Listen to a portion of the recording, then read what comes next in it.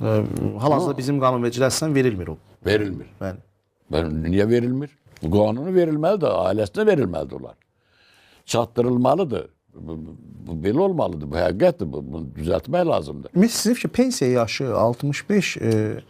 götürülməyi... Bizdə orta yaş 59'dur. Yalanla nə bilim 65 saat deyirlər. 59 yaşda, 60 yaşında çıxart da heç olmaz. Sovet dövründə 60 yaş idi. Ama bilirdi, kadın da kişi de 60 yaşında çıxır. Mesela çok uşaqları olan analar vardı.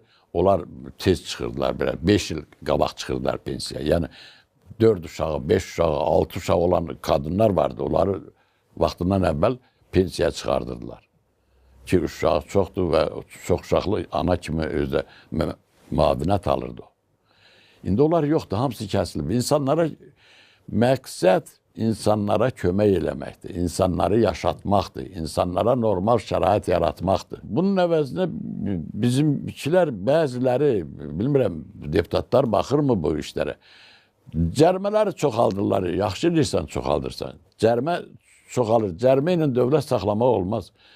Cərmə lazımdır ki, insanlar qanunlara tabi olsunlar. O qanun da həyata keçsin. Həyata keçmirsə o qanunu verməyin də əhəmiyyəti yoxdur. Təkcə cərimə yox. Biri demiş, deyir zibili atanan, məsəl üçün 300 manat cərimə olur. Məsələn deyirəm, bilməm nə qədər cərimə olur. Amma o zibili təmizləyən 200 manat maaş alır ayda. bir dəfəsi 300 manat. Yəni o zibili təmizləyənə də maaşı çoxaltmaq lazımdır. O zibili yığan adam var, təmizləyən adam. Yəni o cərimə əsasında əmək haqqısı onun formalaşırsa. Bir dəfə siz cəriməsi məsəl üçün 300 manatdır bir şeyin. Amma o şeyi təmizləyən adam aylıq maaşı 300 yoxdur. Məsələn deyirəm ha. Yəni düz tənzim olunmalıdır ki, insanlar normal yaşaya bilsinlər bu ölkədə.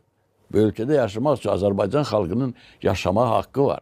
Bizdə neft ölkəsidir, neftimiz var, bizim qızılımız var. Bizim vətən yaxşı vətəndir. Azərbaycan qədər gözəl vətən olan bir dünya tanımıram mən. Azərbaycan bu gözəllikdə, amma insanlar pis yaşayırlar o. Baxıram da görürəm. Pis yaşayırlar, yalanla çıxıb oynamaq, gülməklə deyil axı. Millət vəkillərinin fikirləri də fərqli olub iclaslarda. Məsələn, Siyavuş Novruzov tənqidi fikirlə yanaşsa da yaşayışla bağlı, müəyyən sosial durumlarla bağlı çıxışda, amma deputat Səyyad Salahlı bildirib ki, kim cəmaatın pulu yoxdur deyirsə, yalandır.